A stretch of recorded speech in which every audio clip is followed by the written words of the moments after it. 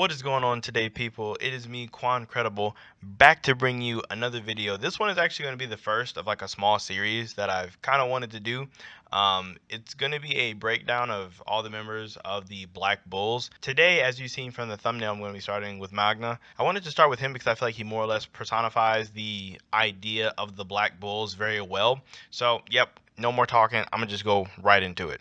So as far as order of the Black Bulls members, we don't really know who joined first or second or anything like that, but it's reasonable to assume that Magna was there like probably relatively early. Like I don't think he was there before, say, Finral or Vanessa, but I feel like he was there pretty early. Honestly, at first glance at his character, it may seem like he's extremely short-tempered and brash, which for the most part is more or less true.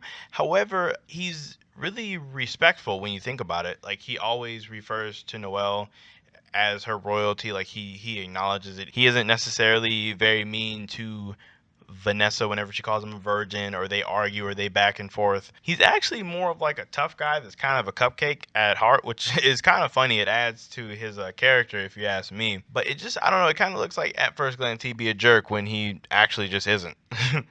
He kind of just, I guess, puts on this tough guy persona to, I guess, get people scared of him. And for the side characters in Black Clover, it probably works. As far as his relationship with the other members of the Black Bulls, it seems like pretty much everyone except for Asta and Luck kind of just tolerate him. Seems like they just kind of just put up with him just because, you know, he's a team member, so they just kind of deal with him. But Asta obviously idolizes him as a senior. You know, he looks up to him and stuff like that. Whereas him and Luck, they have like kind of a awkward relationship where they're like kind of best friends. It almost feels like due to circumstance or just because of how crazy and hard to work with both of them are in their own ways. However, as for before the Black Bulls, we actually didn't get too much of that in the manga, but the anime fleshed a lot of it out. He's actually from this small village way out in the common realm called like the Ryak or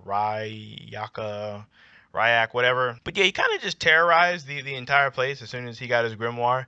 Just like rode into town, messed a bunch of stuff up, and then attempted to leave. However, there was this old dude whose name escapes me, or at least how to pronounce it does.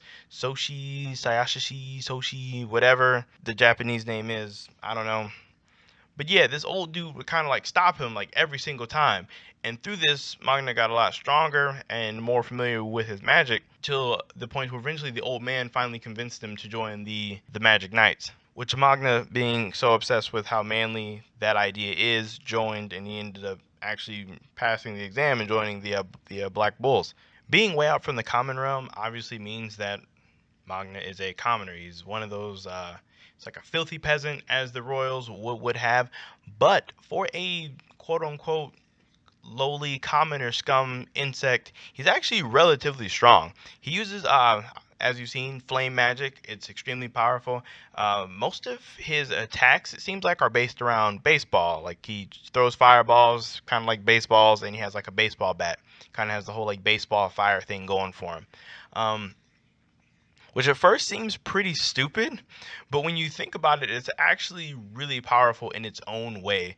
Like he just has a fireball and just throws it and it explodes. Like it's not exactly complicated as, I don't know, like Finra opening space and time and sending someone somewhere else, or it's not as like cool as like Asa's anti-magic. But in terms of like directness and getting the job done, nothing quite does it like throwing a fireball directly at someone.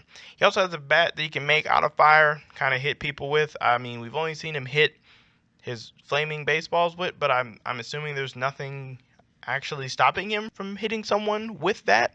And unfortunately, as far as he's concerned, that's all we've ever seen him do in fights, is kind of just sit back and throw fireballs or hit fireballs at people with his bat. Honestly, I mean, I guess it is, like I said earlier, a good strategy, but I feel like it's a little too straightforward, which might be his main weakness. But I guess in that simplicity comes complexity. Now, where I feel like he could take his overly simplistic fighting style as a weakness to a strength is, say, he could throw fake outs. Like he could throw fireballs that seem like they would explode but don't explode, or throw ones that could be more dangerous than the others. Also, another thing is, since his fireball throws are based off of baseball, it's reasonable to assume that his overall fighting style would be based off of baseball, or at least to more so focus in on the pitches. So he could also throw his fireballs with different pitching styles, like different like curve balls or screwball stuff like that, to give his fireballs a different trajectory, which in turn can make it really hard to dodge or intercept if you're assuming to get hit from one way because it looks like it's coming at you straight, and then you dodge and then it actually curves and hits you and then explodes. Also, as it was stated in the Sea Temple, Magna is way stronger than his rank as a Magic Knight actually shows. Because if you think about it, he's one of the only Magic Knights that we've seen so far that is able to use long distance magic like his fireballs, and also close range magic if he would ever hit somebody with his bat. Typically, the people that we've seen have been more or less kind of anchored down to one. Like take like Asta or Yami, they're definitely close up, like they don't have any projectile attacks or limited projectile attacks. They have to fight like close up in someone's face. Whereas take Yuno, for example, he would be like a distance fighter, or like a Ghosh. He's definitely a distance fighter. He doesn't have any attacks to really hit you close up. Whereas Magna, he could honestly dabble in both between his bat and his fireballs. I mean, I don't know why he doesn't use his bat more. It's a freaking flaming bat. Like that's pretty intimidating all in itself. As far as Magna's weaknesses go, I feel like he has a lot of them, which is why he, like, I mean, we all know he's not the strongest character in the series by a long shot, but I definitely think that's probably why he's not necessarily towards being viewed as very, very strong. His main weakness is obviously as a fire element magic user. He even mentions it in the Sea Temple, like being around a bunch of water magic, it weakens him to a degree, but also, the way he fights appears to be too rigid. Like when he's fighting against Vito or Veto, he kind of just sits back and just kind of just shoots fireballs back and forth. So like it's pretty safe to say if he was fighting an opponent by himself, I'm not seeing an opponent letting him sit back and shoot fireballs at him. I mean, yeah, he has a bat and he could possibly crack him with it a couple times, but it's like realistically, no one's gonna let you sit back and shoot fireballs. They're gonna definitely run at you. So like his main weakness might be his fighting style being a bit too straightforward in terms of how it goes about fighting people. Also, it is worth mentioning that it appears as he doesn't have a very large pool of mana to draw from. Like in their very first mission, all he does is fly himself, Noel, and Asta to his home village, which I imagine can't be that far from the Black Bull's base, and he's already extremely drained when he goes into the fight. He can only throw off like a couple fireball spells and one big one, and then a binding spell at the very end before actually, no, he was actually tapped like midway through the entire fight. He was tapped out of magic. So it's just like, his mana pool is probably pretty bad, especially when you compare him to other flame user characters like Leopold or Fagolion. In the future, though, I definitely predict to see him do more variations of the fireballs as well as bigger explosions from them. Definitely, especially mixing in fake outs, like ones that explode versus ones that don't explode, or maybe just explode not as big, or even ones that like have more of a piercing effect that kind of drill through things instead of having a big explosion, just have it more concentrated. Even though his fighting style is very straightforward, it is very dangerous because of its straightforwardness.